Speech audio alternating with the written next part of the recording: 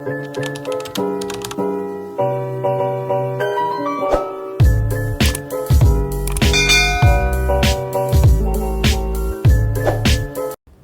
वालेकुम, कैसे हैं आप सब। मैं बिल्कुल ठीक ठाक हूँ और उम्मीद करती हूँ आप लोग भी बिल्कुल ठीक ठाक होंगे।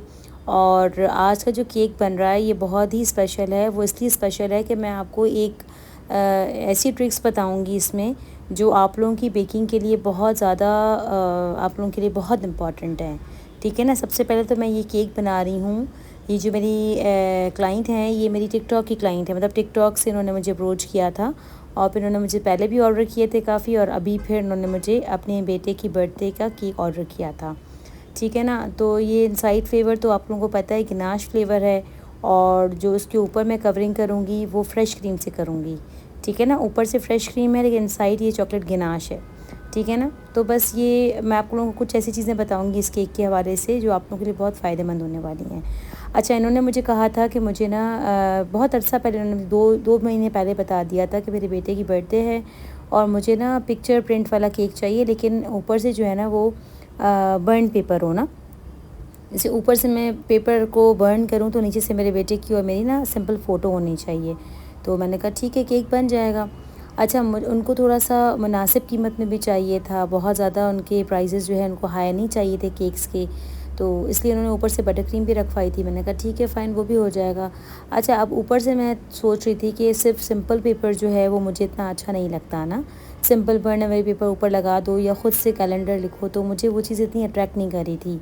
तो फिर बहरहाल मैंने बर्न पेपर जो है वो जो फायर पेपर सॉरी होता है वो मैंने बेक अवे से मंगवा लिया था। उनसे जो सिंपल पेपर्स होते हैं, मेरे ख़्याल से वो एक पेपर कोई 15 रुपीज़ का होता है, बस मैंने वो मंगवा लिया था उनसे। 5 पेपर्स मैंने मंगवा लिए। मैंने सोचा कि चलें अब इसको देखते हैं क्या करते हैं। या तो मैंने सोचा इस पर मैं ख़ुद लिख लूँगी या तो फिर मैं बस इसको सिंपल से लगा दूँगी। तो बस फिर जब मैं इस मुझे फ़ोटो प्रिंट करवानी थी ना, तो मैं शॉपकीपर के पास जब फ़ोटोग्राफ़र के पास गई तो मैंने उनसे कहा कि भाई क्या ये जो बर्न पेपर है, फायर पेपर है, इस पेपर पे आप मुझे प्रिंट निकाल देंगे।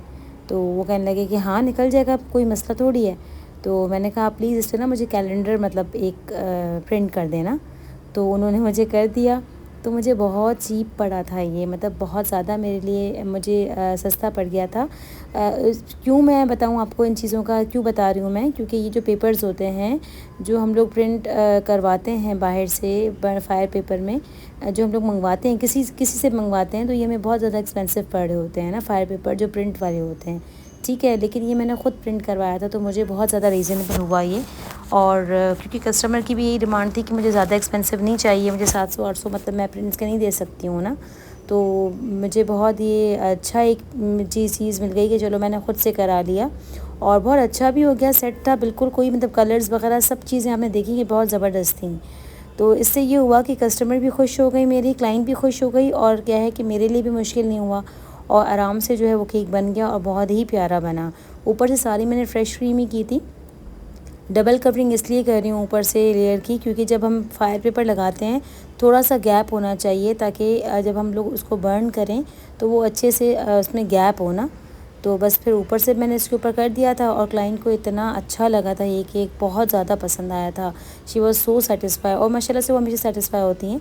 केक डिलीवर नहीं हुआ था, केक वो ख़ुद रिसीव करके गई थी और केक की लुक आपके सामने है। हाइटेड केक था, विंटेज स्टाइल था, लेकिन बर्न अवे पेपर के साथ था।